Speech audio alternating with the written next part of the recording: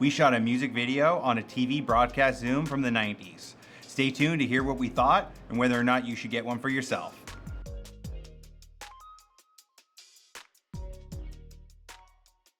Welcome to the Wild 7 Studios Backlot. I am Chris, your host. This is your channel for all things independent filmmaking gear, tips, tutorials, and my favorite subject, lenses. Today's episode is going to be a fun one to talk about. It's really a BTS heavy episode. It's going to be more about our experience than anything. As you know, I've been really excited about this TV zoom. This specific one right here is the Canon J16. I got this a few months back on eBay. I believe I paid about $200, maybe $300 for it.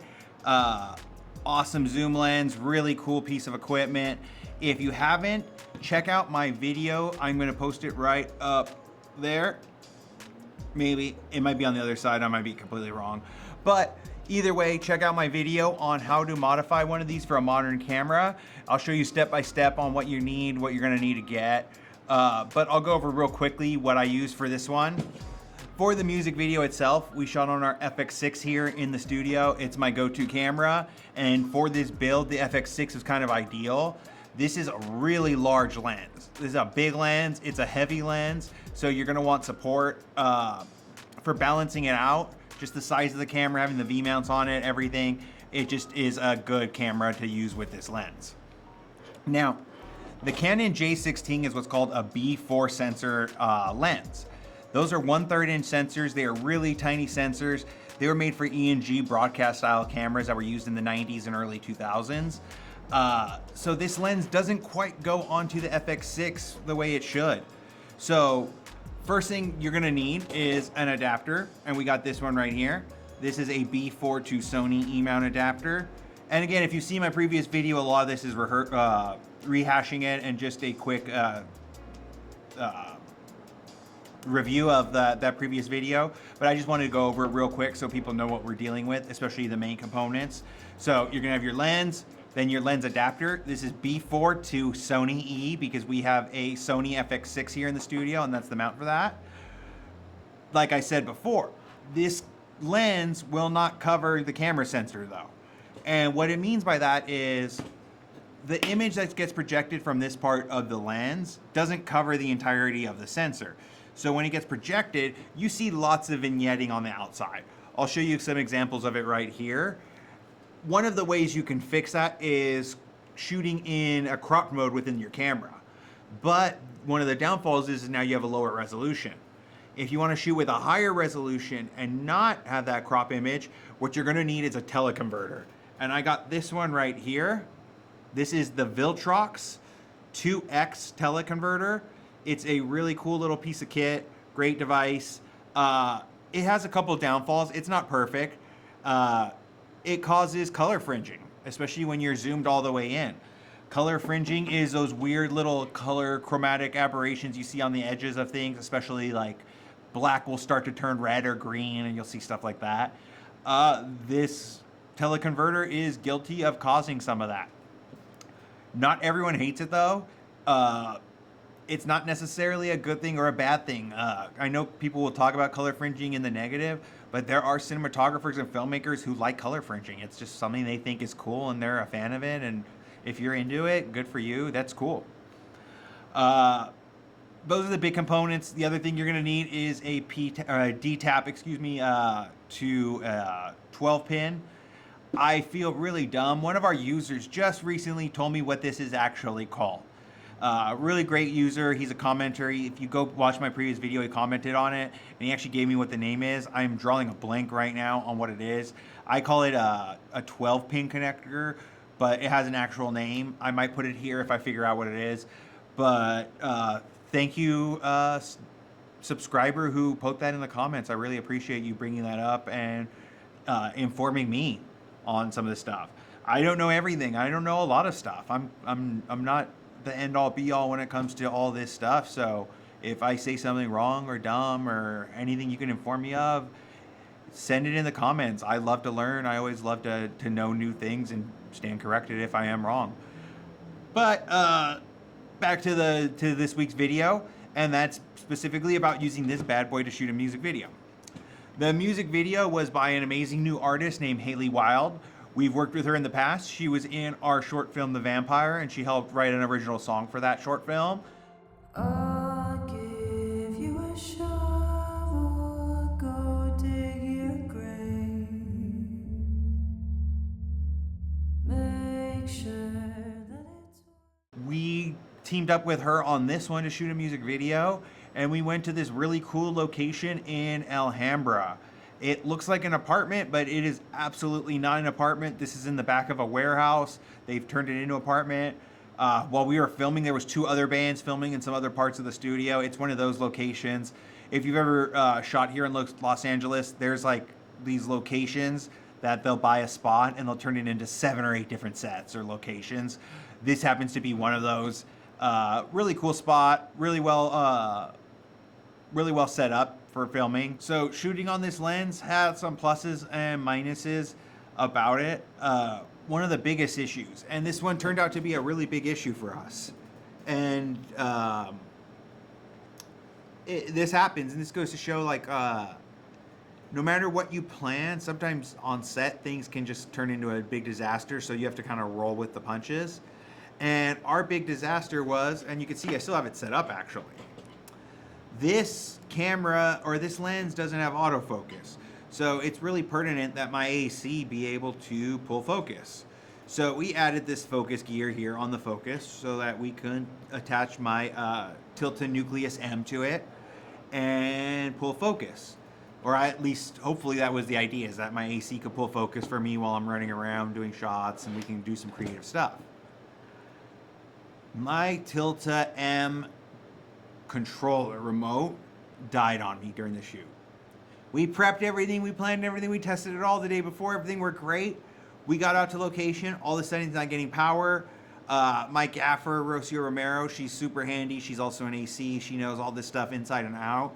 She came up with a quick fix for us, and that was basically the remote wasn't getting power. It wasn't getting any power from the batteries, and it wasn't getting power from the USB charger, but it was getting power from that connector, that proprietary connector that they have. So Rocio came up with the great idea of putting the batteries into one of the pistol grips and then attaching the pistol grip to the remote. That worked for about 2 hours. After that, we don't know what happened, but the remote just died on us. Whatever power failures was happening happened, and we lost our Tilta for the day, and we didn't have another one. So that kind of sucked. It affected some of my shots, affected some of the things I wanted to do. I wasn't able to do some of the crazy zooms I wanted to do because while this lens is parfocal, this lens is not parfocal when you use it with the 2x teleconverter. One of the big downfalls to using this teleconverter is that you lose the parfocal abilities of the lens. I was hoping to counter that by having my AC be able to pull focus, but we had a technical issue on set that we weren't able to overcome. So we whipped on the old-fashioned hand follow focus, and I just had to pull follow focus as I opt. Which, with a camera that's this size and this heavy, it's not the easiest thing in the world to do to operate, keep the camera steady, and pull focus. So that was a big downfall and a little issue we had on set. Sometimes things don't work out perfect. If this was a bigger shoot, if it was something else, we would have had a replacement flown in pretty quick. But it is what it is on a job like that. We just use what we had at our hands. Now, one of the cool things about this lens is its ability to zoom in and get these really smooth, steady zoom ins. And we definitely took advantage of that on this shoot. This was kind of a dark music video. Haley's song was about people consuming you, about being taken over by lovers. So we wanted to kind of show this slow creep in, this slow taking over that happens. And we wanted it to mimic it in the visual of the video. So the zoom lenses really allowed us to do that.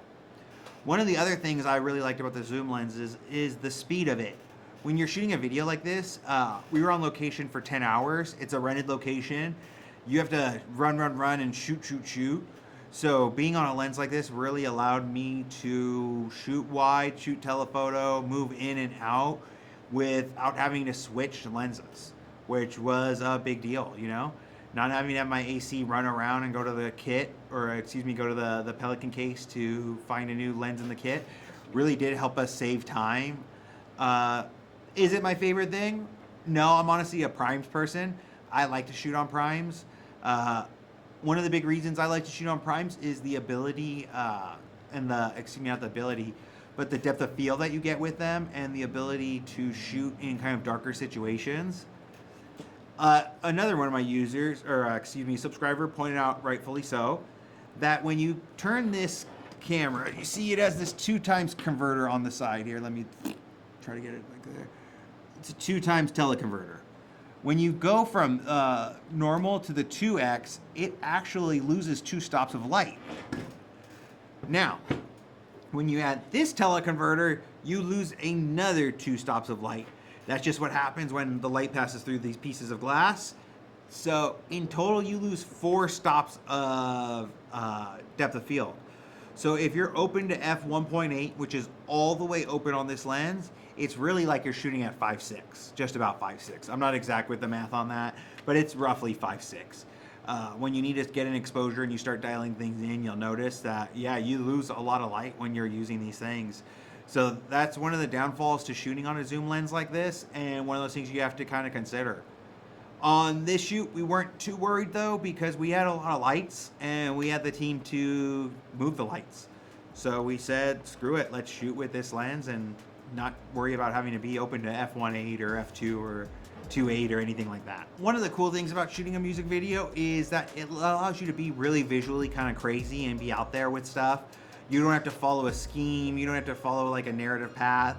Music videos are a lot lower risk than shooting a feature film, so you get a lot more room to experiment and play around. So that was one of the cool things that we really liked about shooting this video and being able to use this lens on the video.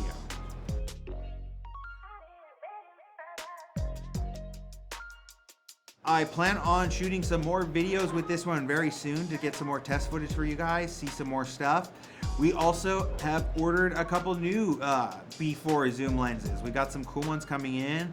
One of my subscribers gave me some suggestions on some Fuji lenses that I can get, and I went ahead and snagged one of those up, and in the next 4 or 6 weeks, whenever it comes in from Japan, I'm gonna make another video about that one.